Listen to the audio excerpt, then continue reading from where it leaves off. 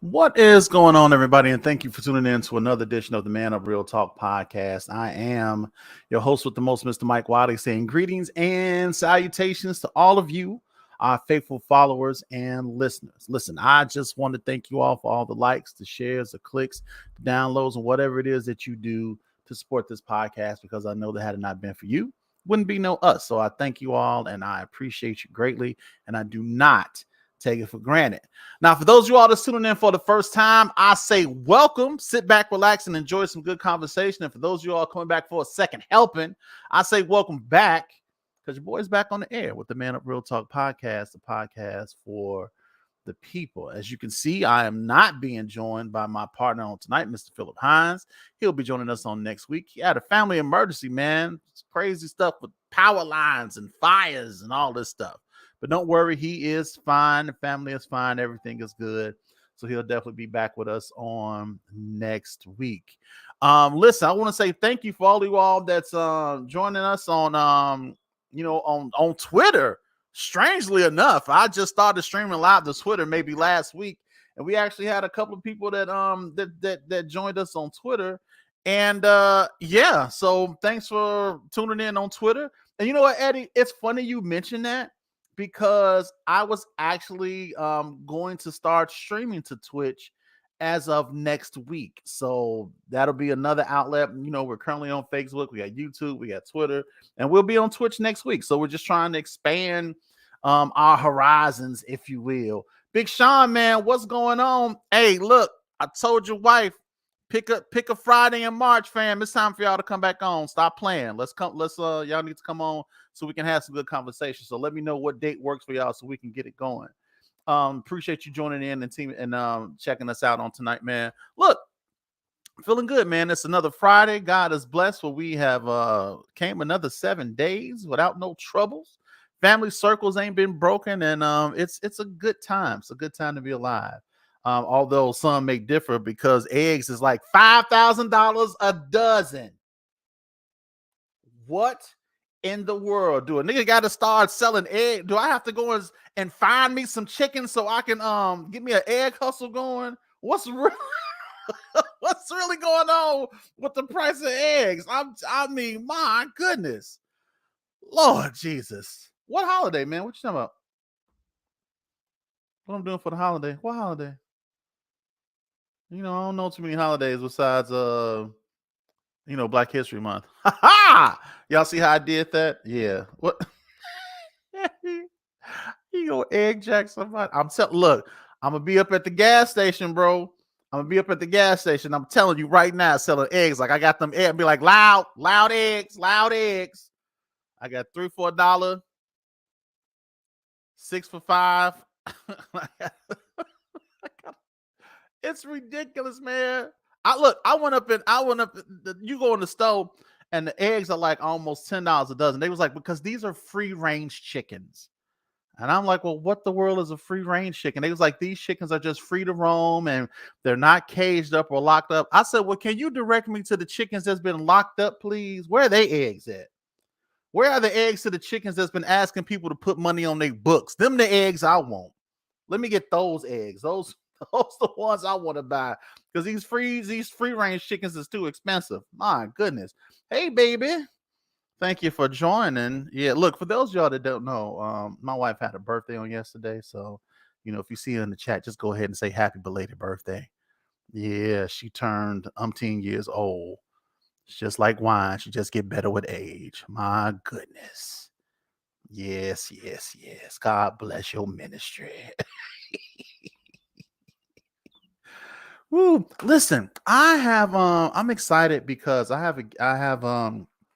guess I'm gonna bring out in a few is someone who I consider to be a friend of mine. I've known him now. We were actually just talking. I've known him now for almost 30 years. And I was just telling him how proud I was of him, man, just to see where he came from and to where he is now.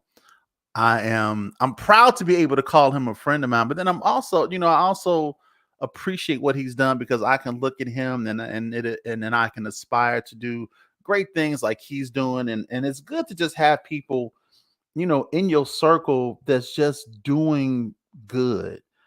So many times we surround ourselves with folks, and a lot of times it's just to have people around you. But if those people ain't enhancing you in any way, what's the point?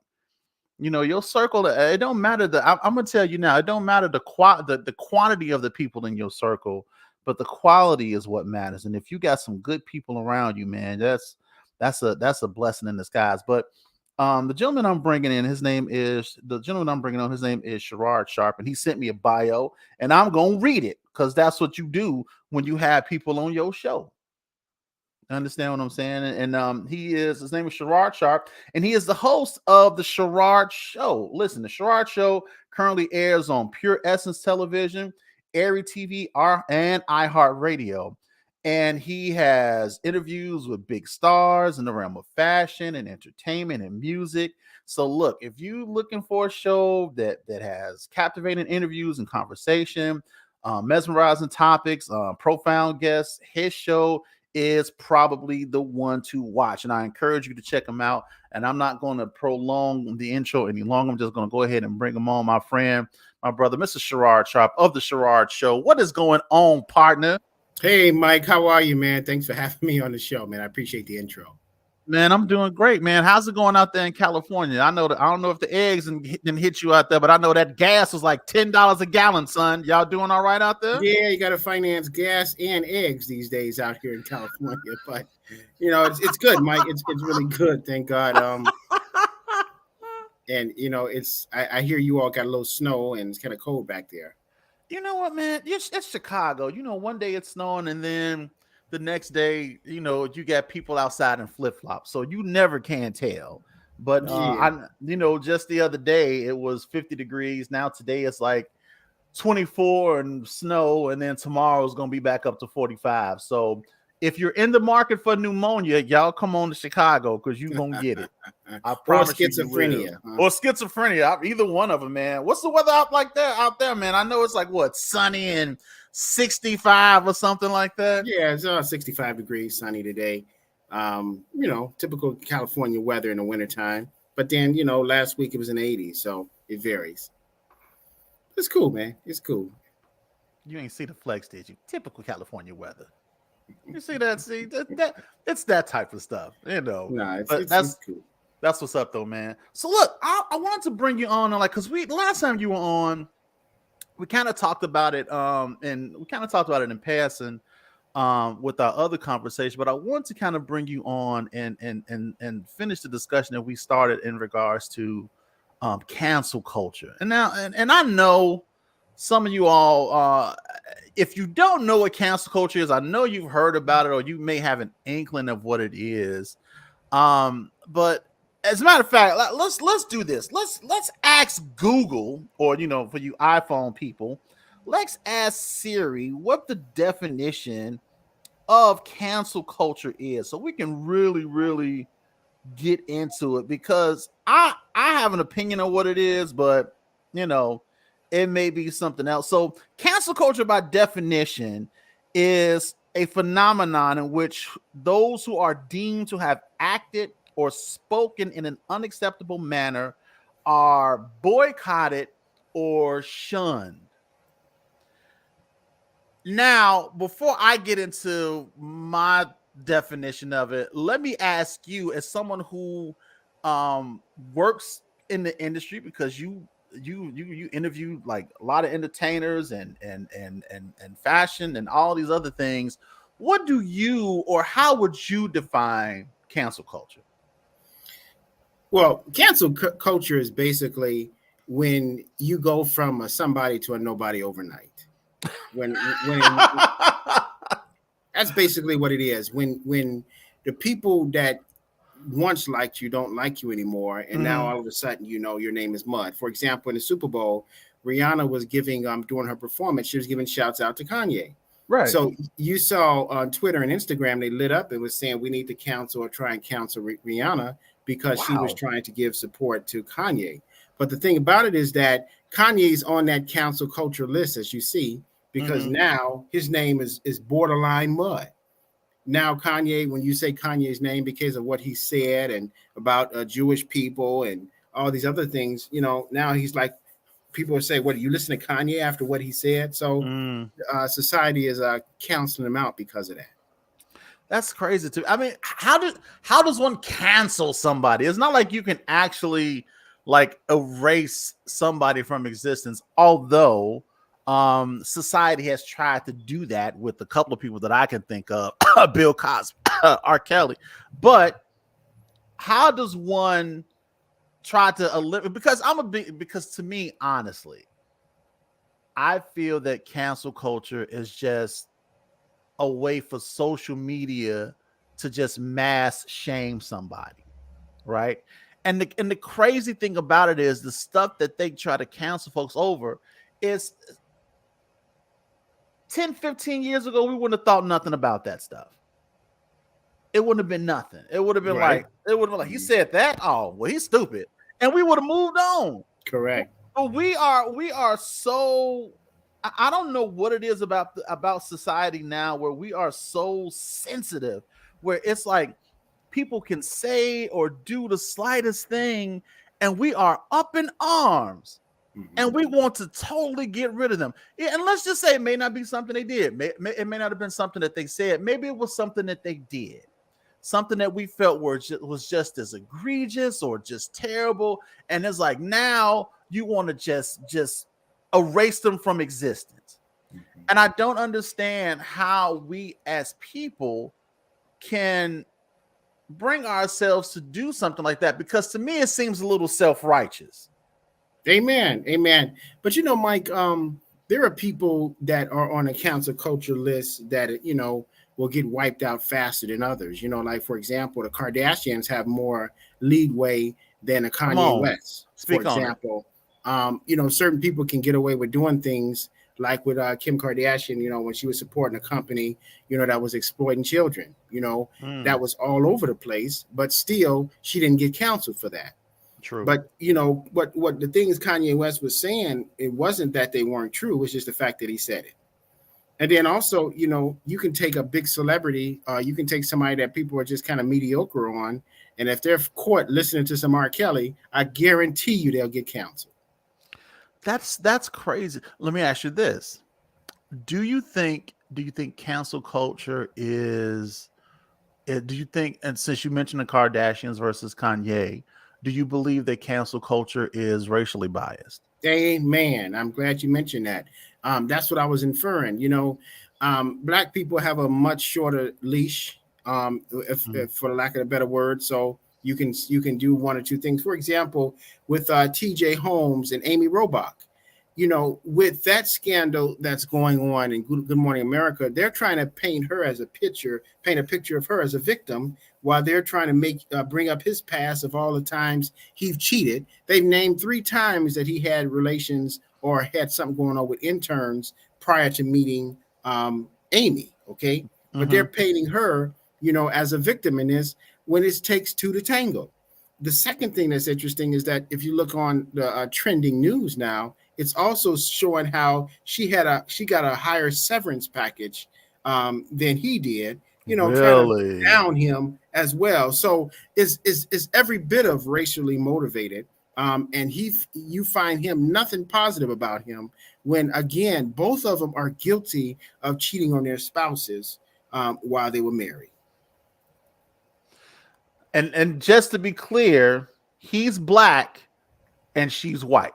Correct. So if you all don't know, that's the dynamic. And I didn't know that about the severance package, but you're right. Every time, like, even going back to the Kardashians and Kanye, and let me say this: I am in no way a defender of Kanye, because if I'm going to be honest with you, Kanye only panders to black people when he need our support.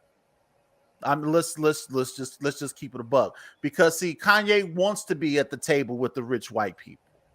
He wants to be at that table. And so because they don't want him there, and when they don't want him there, that's when he goes on his tirades and he wants to be that's, yeah, black people this and black people that. Yeah, but you weren't talking that when you were sitting at the table. It wasn't until they told you that you can only get so far at this table that you didn't like it, and now you want to go DEFCON 4 on the Jews or whatever his rhetoric was. And so in that respect, man, I can only go so far in his defense. However, I will say that when it came to, even when they split, even when they're with their divorce, they really tried to paint, her in a different light than him. Like when he was like, I just didn't like how they were trying to do that.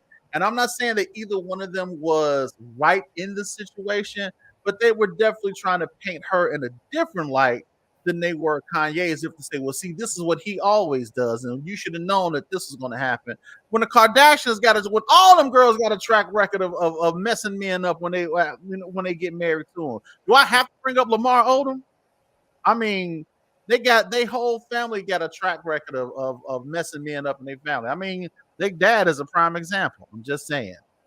Well, when you're out here in Hollywood, you learn a real story about things, and oftentimes it's far deeper than what the news goes for. For example, if you go to TMZ, when they report things about the Kardashians, it's never anything negative, because Kris Jenner pays money for Harvey Levin to not report anything negative. So if you want to find something negative or derogatory about the Kardashians, TMZ is not the place to go. Wow. Didn't know that. See that Hollywood hookup, man. I appreciate that. That's that insider info. See, that's what we need, because the stuff. And I was telling somebody this the other day. I was like, I have a hard time watching the news because I really don't trust the news anymore. And this is somebody who was a big proponent of following the news, right?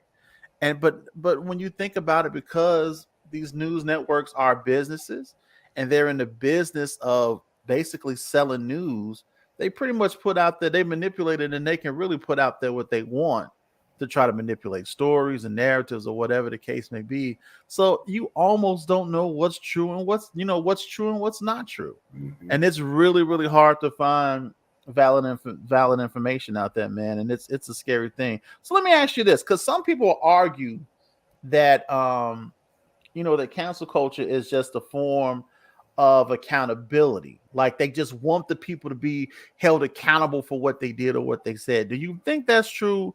Or do you think it's just a way of people just trying to to just tear people down? I don't think it's about accountability, Mike, because I think more is about taking away your freedom of speech. Because one person can say something and they scoot it under the rug. The other person says the same thing, and they try and destroy him. For example, Kyrie Irving, with all of that a month ago, all of that bloviating that Stephen A. Smith was doing, talking about Kyrie Irving, when all the smoke cleared, all Kyrie Irving did was post a link to a movie that was financed by Jeff Bezos that had to do with slavery.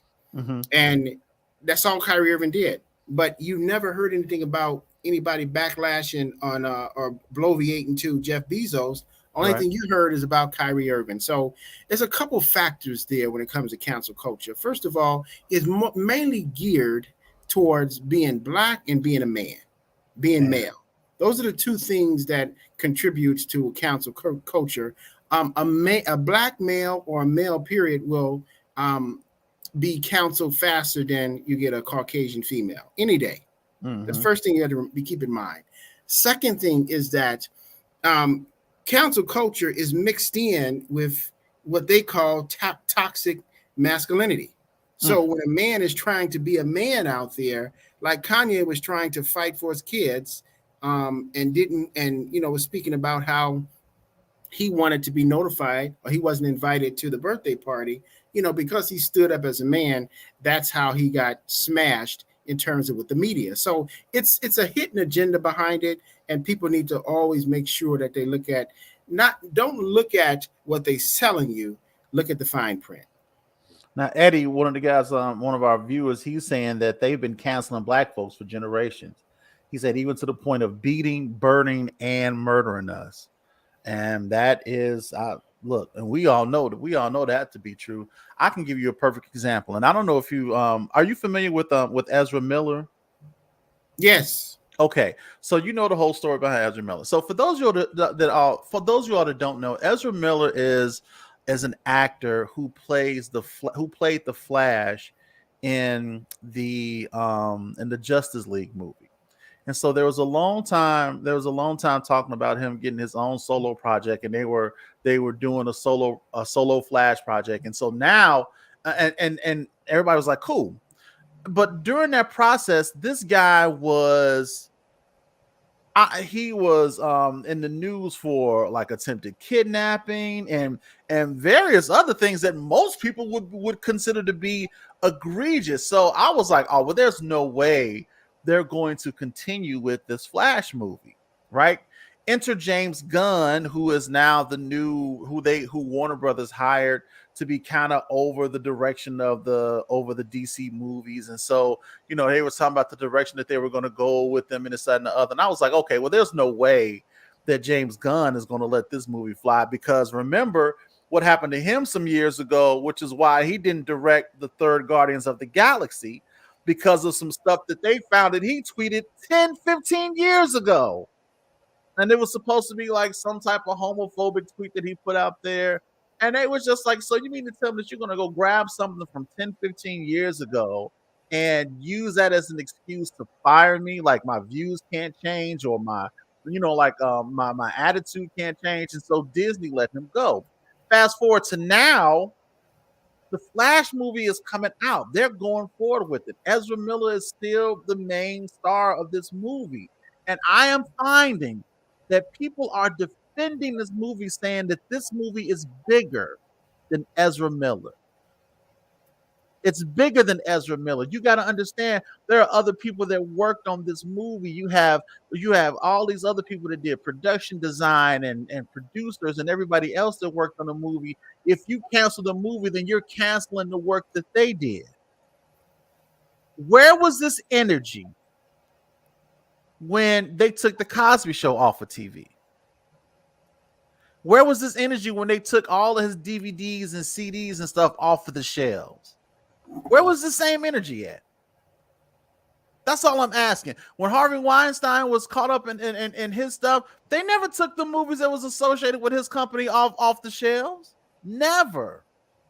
But they're now saying that we have to be able to separate the art from the artist. So the Flash movie is bigger than Ezra Miller. My question to you is there a way, and if it is, should we separate the art from the artist? Meaning, if somebody does something that's kind of way off base, should we still be able to enjoy that person's work, knowing that they did whatever it is that they did or said whatever it is that they said? Well, Mike, let me back up on a couple of things you were saying first, because I want to give you some Hollywood insider stuff. I appreciate it. All right.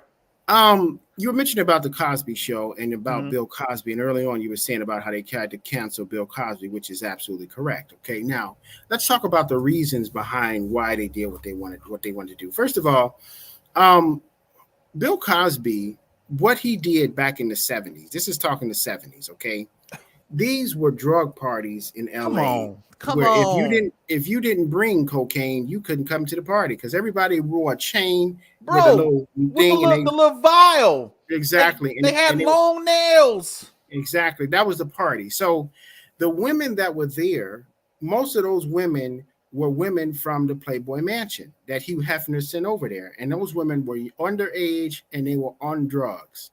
They were on drugs already. So all Bill Cosby was doing was just giving them what they were already on. But that was the culture then. That's just like, when somebody brings in 2 6-packs, and now 30 years later, you want to say you got me drunk, when that was the culture, bringing a 6-pack, to a party. Okay, now the reason why that is so important is because if you look at it, Hugh Hefner, there was never any allegations on Hugh Hefner. Hugh Hefner had underage girls. He had all these different people coming to the Playboy Mansion.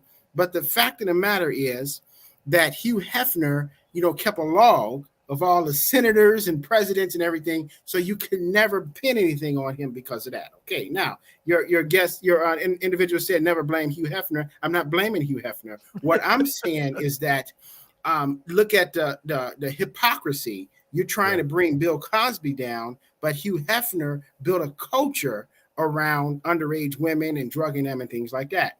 This is Hollywood stuff. And then the thing is that when a woman got too old and drugged out, he would ship them to the Playboy Mansion in Europe. Okay, now to answer your question, Mike, yes, they will. You can separate, and they're doing it now. They're separating the artist from the art, but they're just not doing it for Black people. There is footage showing early this month, well, late last month, Dana White punching out his wife. Yeah, come on. Dana White was punching his wife out. First of all, he slapped her again, and then he kicked her.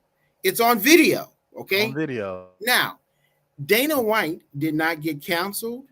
Nobody in turn, he didn't even issue an apology. He apologized, but he wasn't ordered to apologize. Now, you go back 12 years ago, you see Ray Rice kicked his girlfriend and beat her up in the elevator. Yes, he lost his football career. He was never anything after that. So, Mike, just to answer your question directly, yes, the cancel culture allows for people who they like to be forgiven, but when you're the wrong persuasion or the wrong gender, it doesn't apply to you.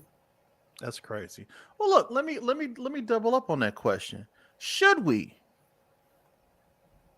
separate the art from the artist?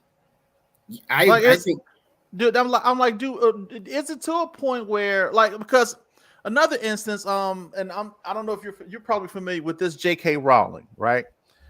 J.K. Rowling has been known as of late for being transphobic, and she's not ashamed of it. She is not, with her tweets and even with her explaining that she was going to use her resources to fight against certain legislation and all of these things, right? Recently there was a video game that came out called Hogwarts Legacy, which is based on the Harry Potter universe, right? Mm-hmm. And you had a lot of people that was like, don't buy the game, don't do this. If you buy the game, that means that you're transphobic, which it doesn't. I don't care how, look. But you have some people that believe that if you say, like, if you buy that game and you are supporting her, you're supporting her views. If you go see The Flash, you are supporting Ezra Miller and you're supporting the foolishness that he's into. Same way that people believe that if you still listen to R. Kelly music, you're supporting him and the foolishness that he did. Mm-hmm. Do you think that we should separate the art from the artist? Not if we can, or should we do it? Well, Mike, all I'll say is we should continue separating the artists from the art, because we've been doing that for all these years. It's just now, all of a sudden, it's like a new thing. Let me give you an example. Elvis Presley married Priscilla Presley when she was 16. Yes, he did.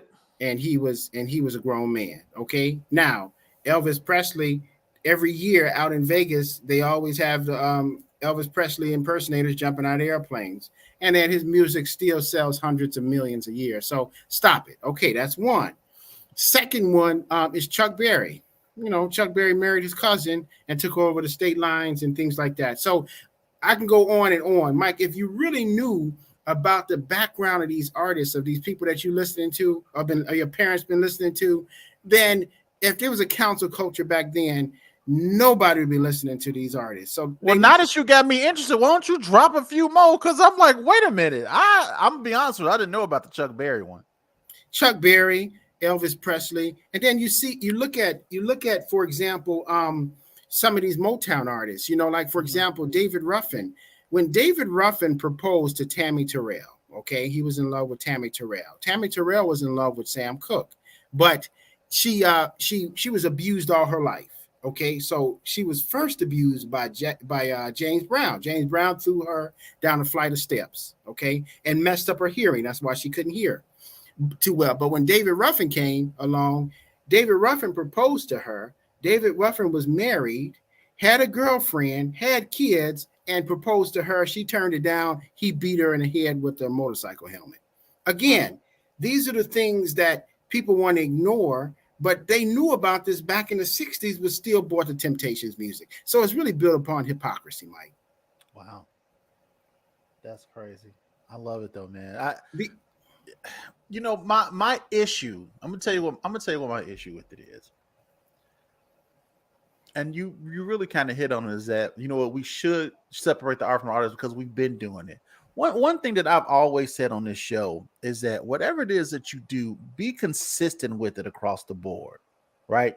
So if you're gonna boycott, if you're gonna like if you're like for instance with the J.K. Rowling's, if you want to say I'm boycotting this game because of J.K. Rowling's, then I need to see that same energy for you. I need to see you boycotting Universal Studios because they have a Harry Potter ride at Universal Studios and she gets money from that ride. She gets paid from that ride. I need to see you boycott Lego because they sell Harry Potter playsets and she gets money from these playsets. I need to see you at bookstores boycotting the selling of books.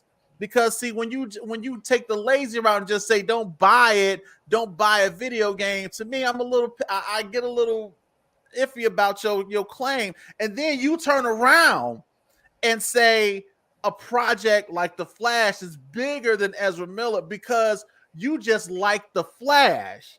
That's and you correct. want to go see the movie. That's correct. So you know what I'm saying? So if you're going to do that, you have to be consistent across the board and say, no, if we're going to hold an artist accountable, right, for what they did, then let's do it for everybody. You can't sit up there and say, let's do it for this person, but not him because I like him and I can kind of excuse what he did, but not what this person did. I don't like that. That's my point. That's my point, Mike. You know, like Kwame Brown says, it's the people we like. For example, for years, if my generation before us, and a generation after us, we all have watched Tex Avery cartoons.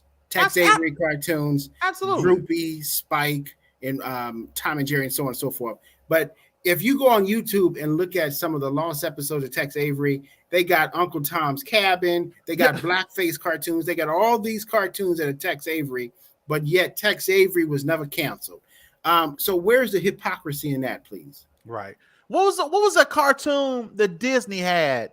And it was the one that the song that with Brer Bear and Brer Rabbit, and that's the song with that zippity doo dah zippity day. That's for I forget what the movie is called, but that's all they had was stereotypical characters. The Crows and Dumbo. Mm-hmm. Songs of the South. Thank you, sir. The Crows and Dumbo. Look at the.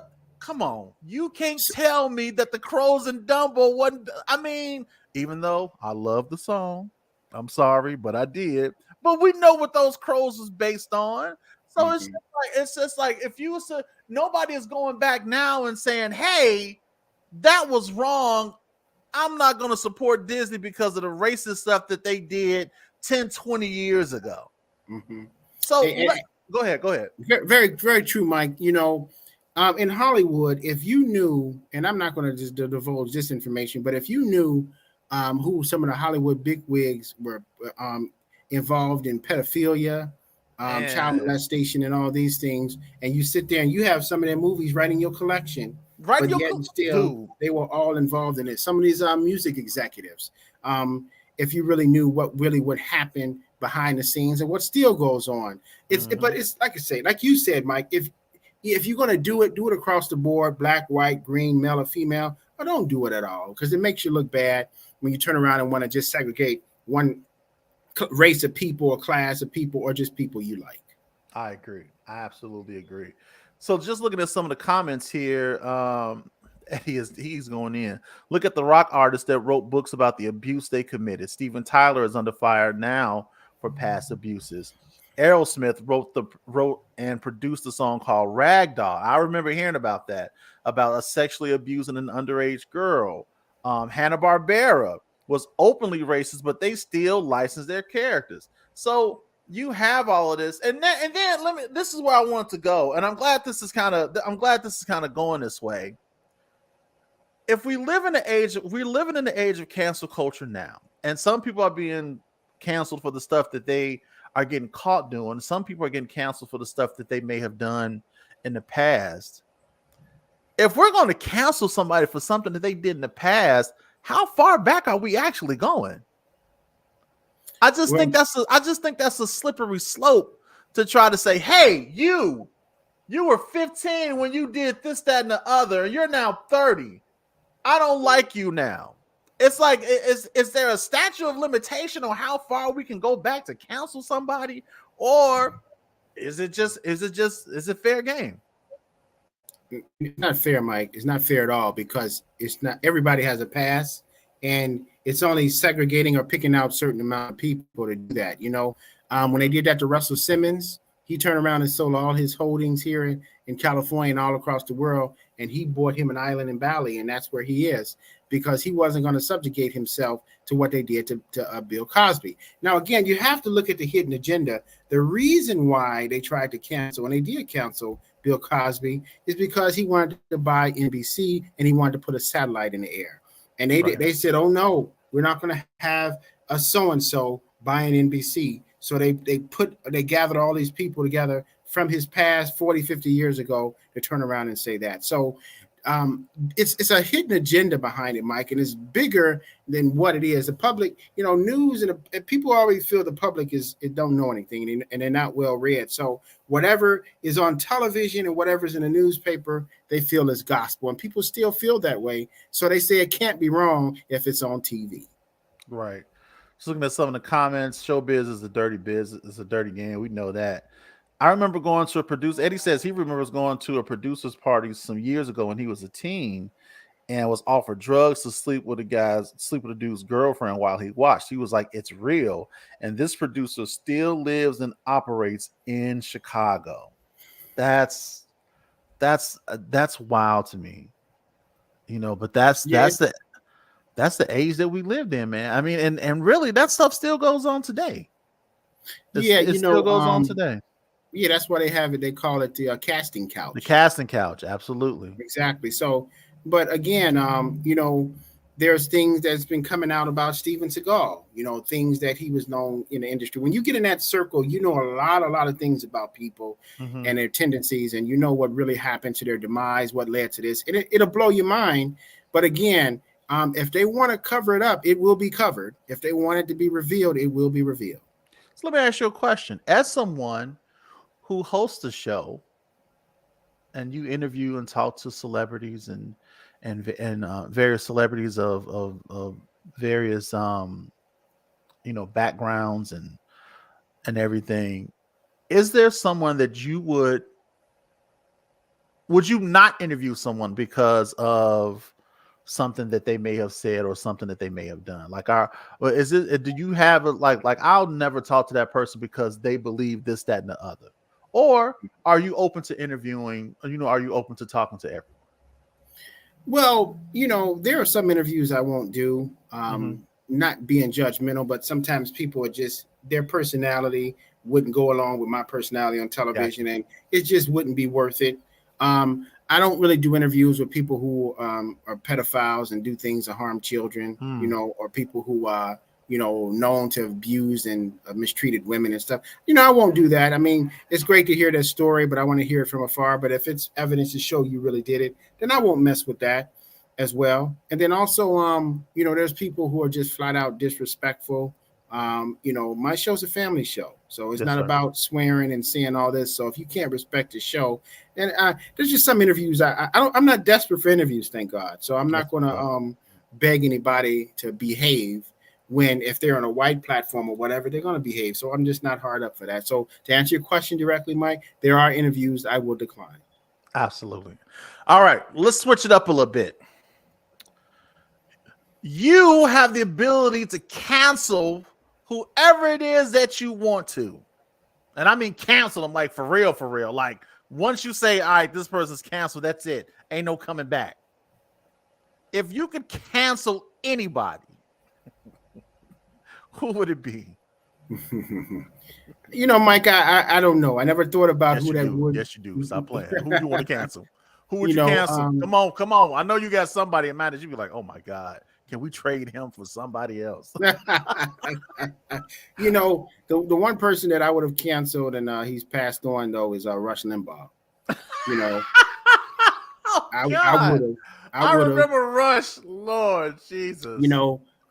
Because he would infuse and he had a lot of racist innuendos, and he was promoting racism and all this stuff. So no, I would have canceled him. Probably anybody from Fox News. Basically. Oh my God. You just read my mind because I was just about to say I'm canceling Fox News, and I know that you need both sides. I understand, but sometimes the rhetoric that these people you can you can't write the stuff that they be putting out there, and I'm just like Tucker Carlson. Oh, I would trade him for a bag of M&Ms. I promise you, I would. And then plain M&Ms at that. They ain't even got to be peanut. Give me the plain M&Ms for Tucker Carlson because that guy is just. I can't even describe how I feel about him.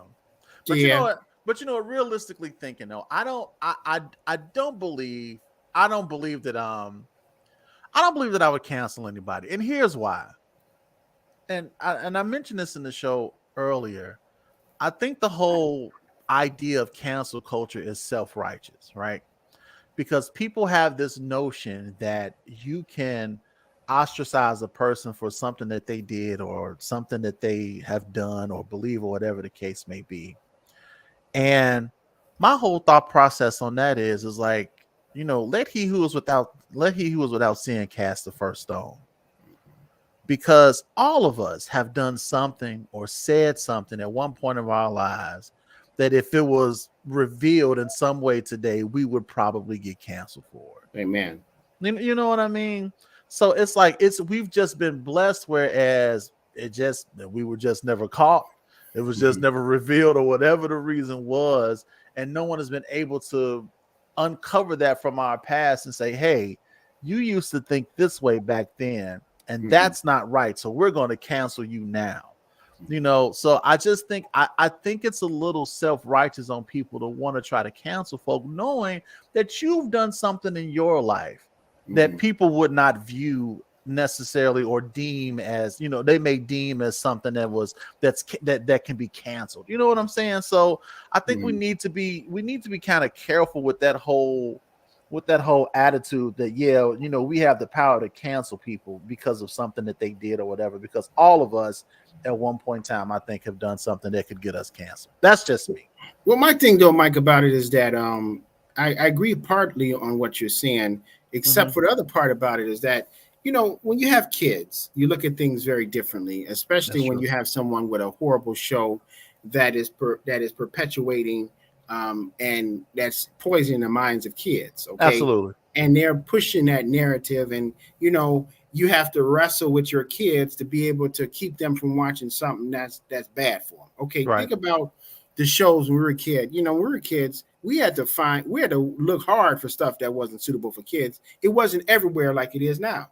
Yeah, you know, to find something that we shouldn't have been watching, you know, it was usually something on Cinemax or, you know, something on at 10:30 at night. Not that I know about that stuff, exactly, but I'm just saying, like something, you know. But the thing is that when you target kids, and like for example, my daughter loved Peppa Pig, but Peppa Pig, you know, it was found out that they were doing a lot of racist stuff in the cartoon.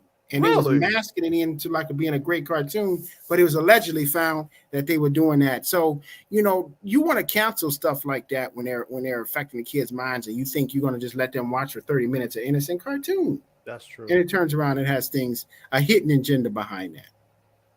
Yeah. Wow. Peppa Pig is racist. Jesus. I was disappointed when they was trying to make my boy Charlie Brown racist. You know, when they was showing I forget the black character's name. He's the only black guy on Pigpen. No, not Pigpen. Actually, ain't black.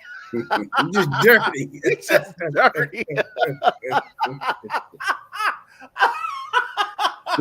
Yeah, Pigpen just dirty, but he's not black. But there's an actual black character on Charlie Brown, and it was during the Thanksgiving episode. If you get a chance, look it up.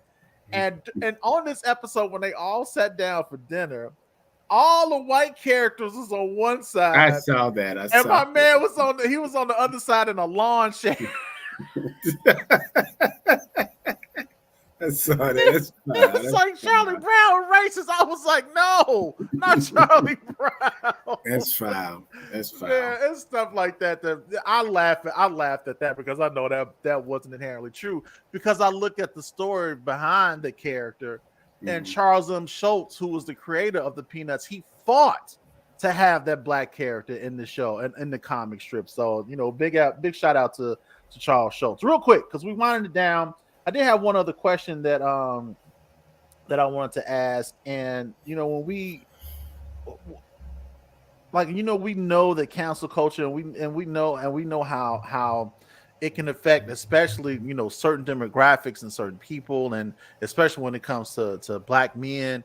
We know the negative effects of cancel culture.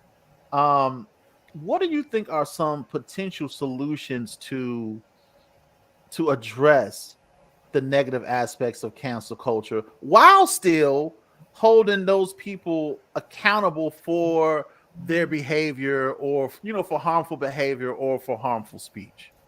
Mike, we need to bring it to their attention and give them a time to apologize. Bring it to their attention, hold them accountable, and give them time to apologize. Don't just turn around and say, wait a minute, they brought this up. And it was with Tiffany Haddish, what she did with Aries Spears back in 2010. It was very foolish. I don't think she was an evil person doing that. I think she just got caught up in something very foolish. Bad taste. That's exactly. But give her time to apologize like she did, and move on, because America's one thing that makes America so great is that this is a country of another chance. They say second chance, but you need more than just two chances. You need another chance. And we all mess up. We all do things. Sometimes, we get behind people we thought were good for our brand, but they, had a hidden agenda, made us look bad. And so, we just apologize for it and learn from it. And that's what I think we should give people, that kind of concession, where, listen, man, I man up to it. I was wrong. We forgave Kobe. Kobe was guilty of, he admitted, of adultery, and he did this and that, but we forgave him and moved on from it. So, why can't that be for everybody? Yeah. Look, dude, I agree. I just believe that, that all of us, what was that? I just believe that all of us, I think everybody is entitled to a second chance.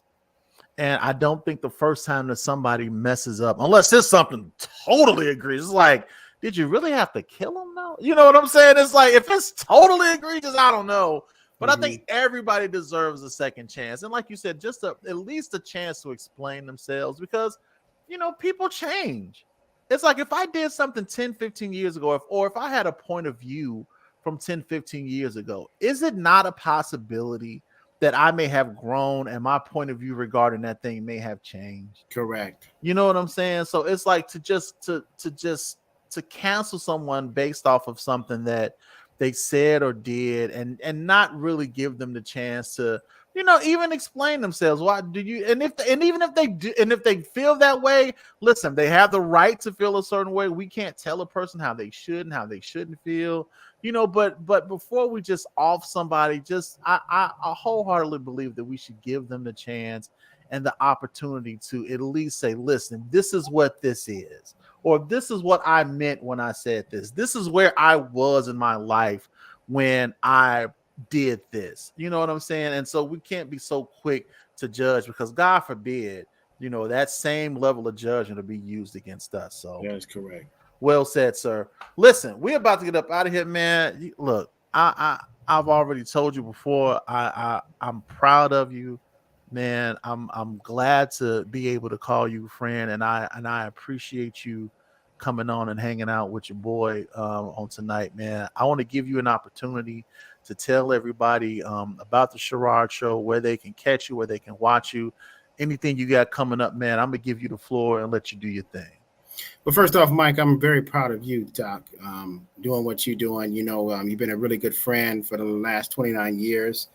Great conversations we've had, and I'm just proud of what you're doing. Keep up.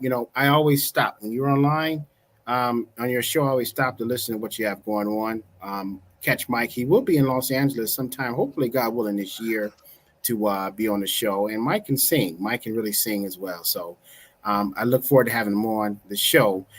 You can catch the Sherard Show on the Pure Essence Television Network. That is my network. You can watch it. You can download the app, Pure Essence Television app, on your iPhone your Android. It's also on Roku. You can see some of the greatest interviews of your life, from Joe Mandela to Stevie Wonder to Melissa Manchester, Michael Collier. The list goes on. I'm very thankful and humble. Just check it out.